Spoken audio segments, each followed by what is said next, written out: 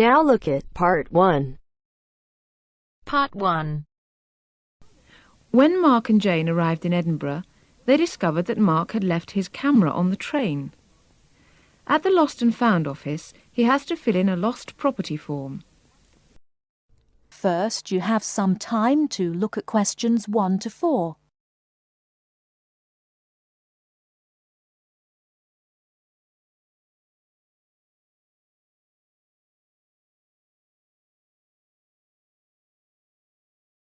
Now we shall begin.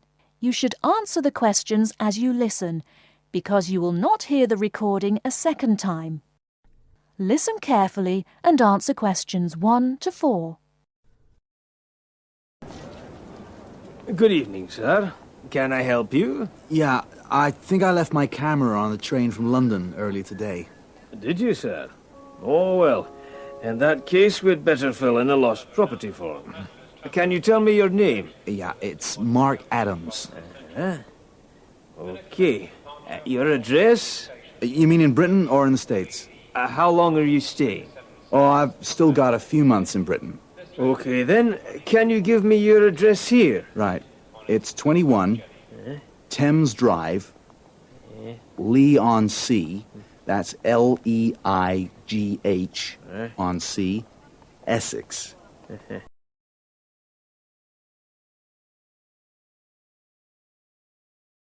Before you hear the rest of the conversation, you have some time to look at questions 5 to 10.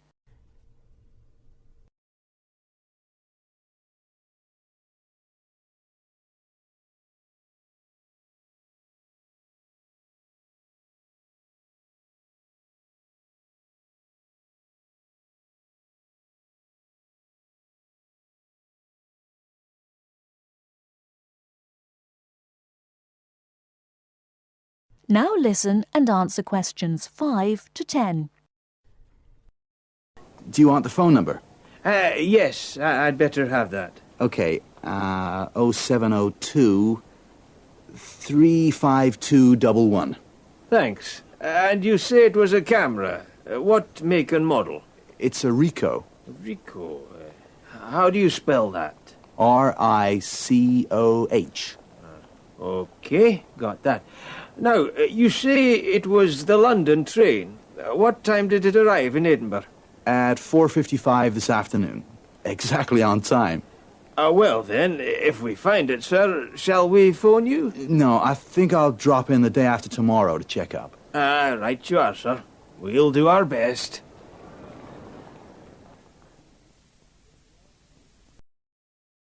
That is the end of Part 1. You now have half a minute to check your answers.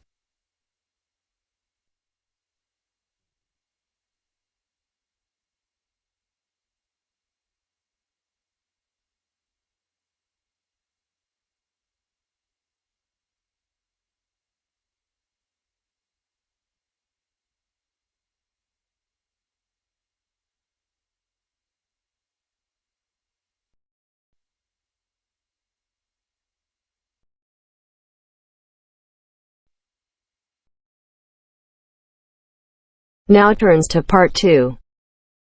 Part 2. First, you have some time to look at questions 11 to 16.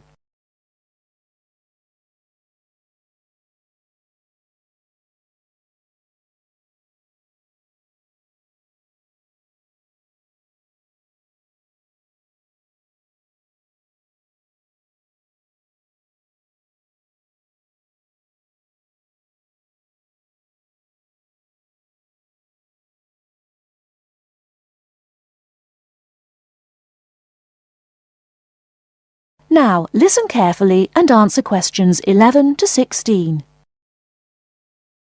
Hello, Sue. Fancy meeting you here. It is Sue Johnson, isn't it? Oh, hi, Jill. Must be ages since we've seen each other. What a surprise. How are you? Yes, well, I'm fine. I just got back from 2 years teaching in Hong Kong, actually. Oh, I thought you'd gone into computing or nursing. No, I ended up being a teacher after all. And how about you? Oh, Fine. Things are going quite well, in fact. So, what have you been up to over the last 3 years? Working, studying, you know, the usual things. Oh, and I got married last year.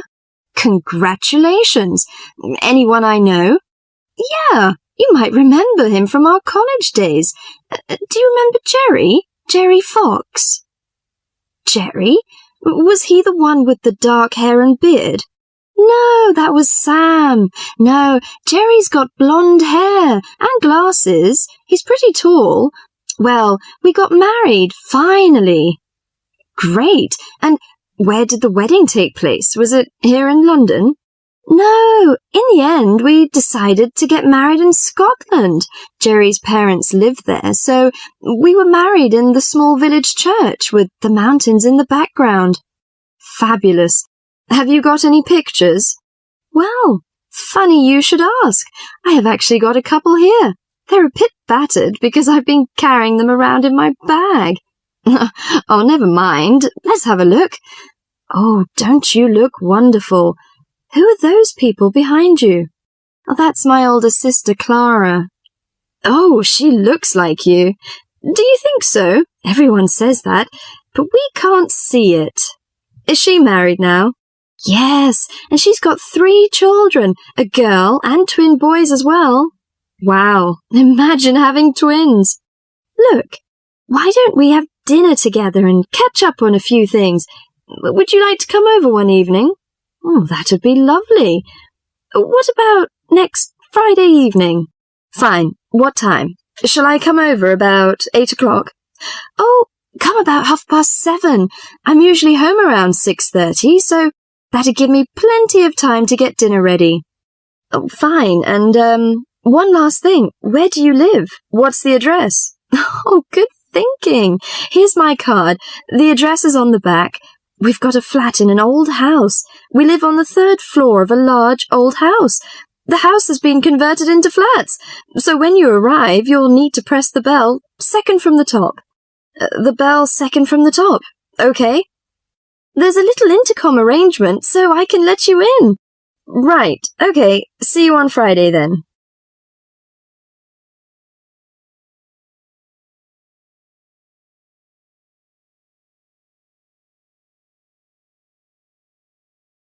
Before you hear the rest of the talk, you have some time to look at questions 17 to 20.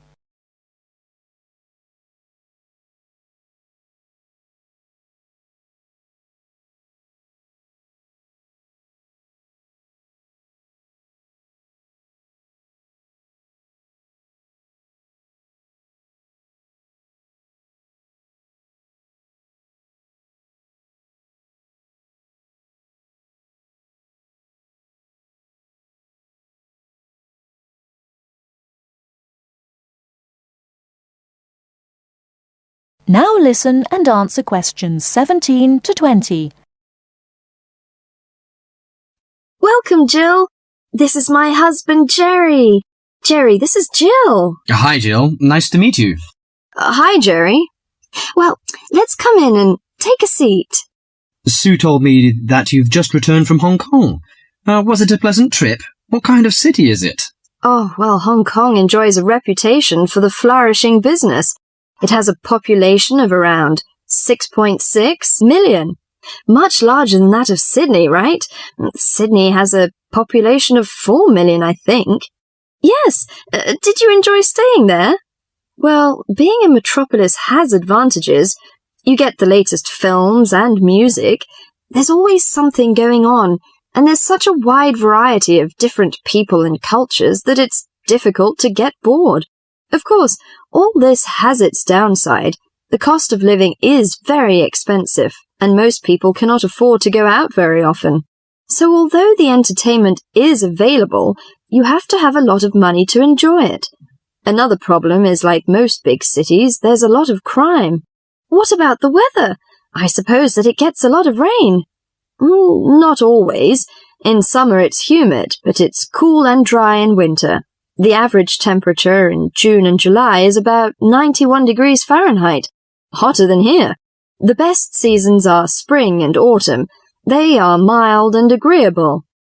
Is there anything you particularly miss of staying there? Yes, the tasty local food is to my liking, especially the seafood. Hong Kong also enjoys the fame of a paradise for shopping, but I'm not very keen on that, you know. I suppose it must be your favourite. Most shopping malls in Hong Kong have longer opening hours than those in Sydney. Some are even open the whole night during the Christmas holidays. Oh, it sounds lovely. I hope I have a chance to travel there. And I can be your tour guide. Yes, that's great.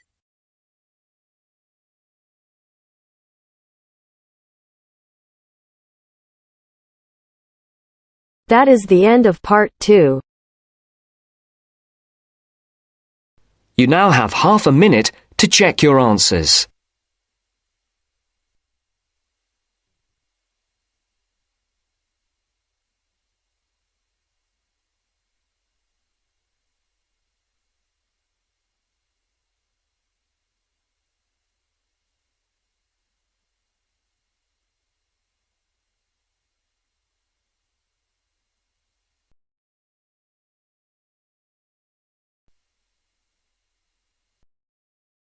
Now turns to part 3. Part 3. You will hear a discussion between two students, Rosie and Mike, and a university tutor.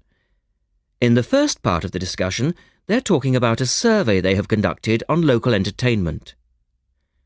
First, look at questions 21 to 26.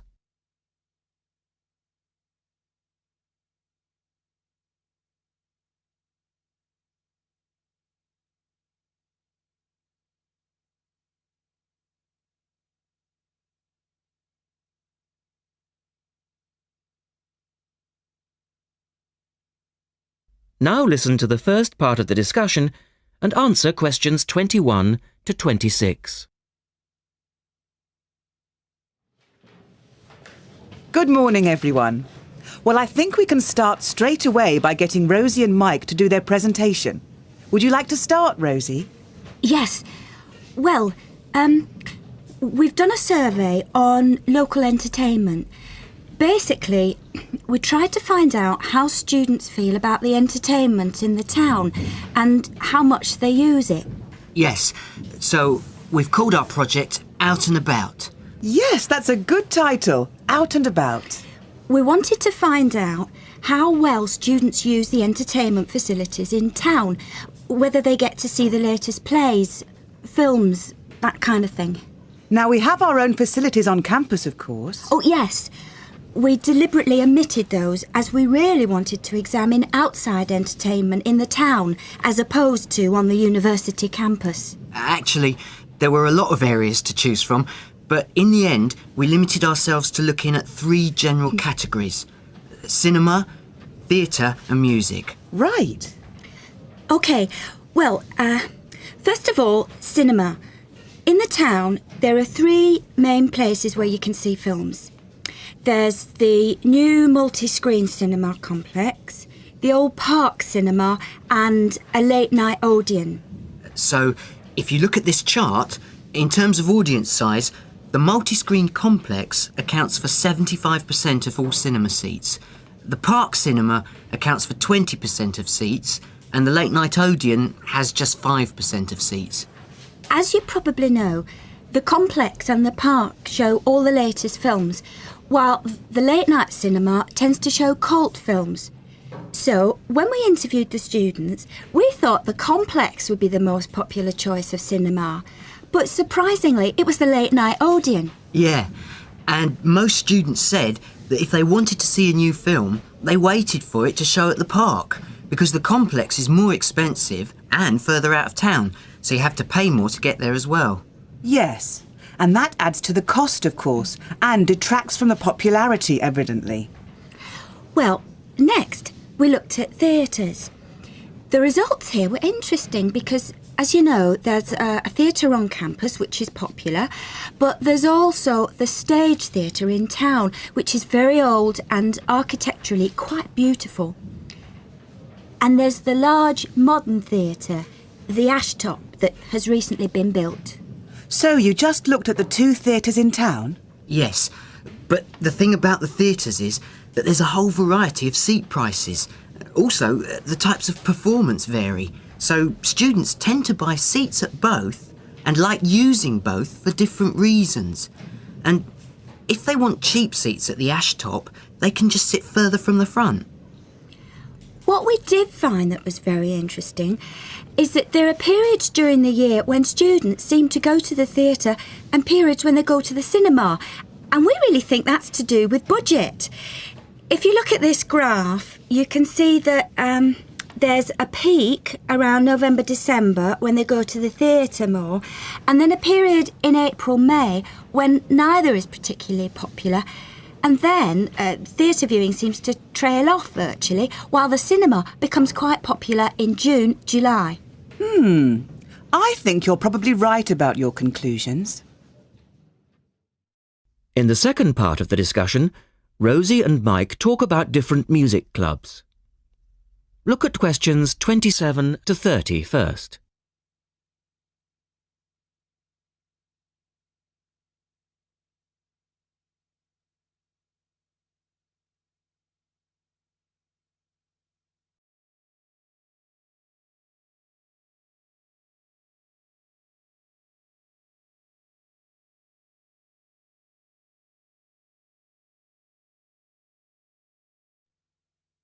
Listen carefully and answer questions 27 to 30. Well, lastly, we looked at music, and this time we were really investigating the sort of small music clubs that offer things like folk or specialise in local bands. So not musicals as such? That's right. We looked at 3 small music venues and we examined the quality of the entertainment and the venue and gave a ranking for these. A cross, meaning that the quality was poor, a tick, meaning it was okay, and 2 ticks for excellent. First of all, the Blues Club, which obviously specialises in blues music. This was a pretty small place and the seating was minimal, so we didn't give that a very good rating. No, we don't recommend that one, really. Then the Sansu, which plays a lot of South American music. It was a big place, very lively, good performers, so 2 ticks for that one. The Pier Hotel is a folk venue, a good place for local and up-and-coming folk artists to play. Not the best of venues, as it's in a basement and a bit dark, but the quality of the entertainment was reasonable and the lighting was very warm, so we felt it deserved an average rating. Now finally, there's the Bald Rock Cafe, which features big rock bands and is pretty popular with students, and we enjoyed ourselves there as well, so top marks for that one. And then, did you get any information from the students as to which of the clubs they preferred?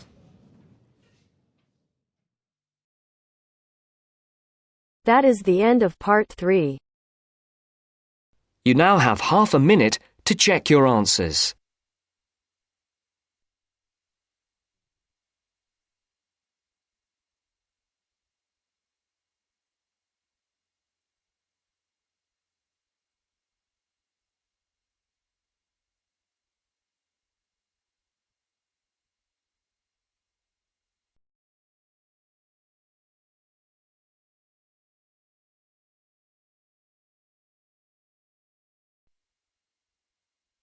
Now turns to part 4. Part 4. You are going to hear a talk about the English policeman. As you listen, complete the notes below. First, you have some time to look at questions 31 to 40.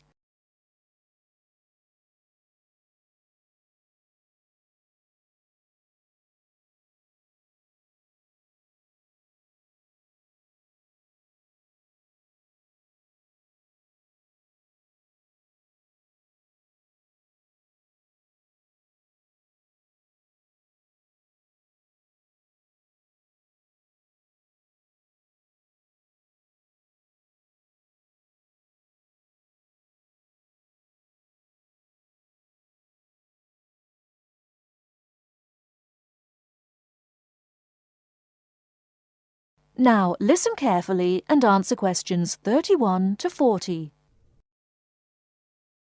The English policeman has several nicknames. but the most frequently used are copper and bobby. The first name comes from the verb to cop, which is also slang, meaning to take or to capture, and the second comes from the first name of Sir Robert Peel, the 19th century politician who was the founder of the police force as we know it today. An early nickname for the policeman was Peeler, but this one has died out.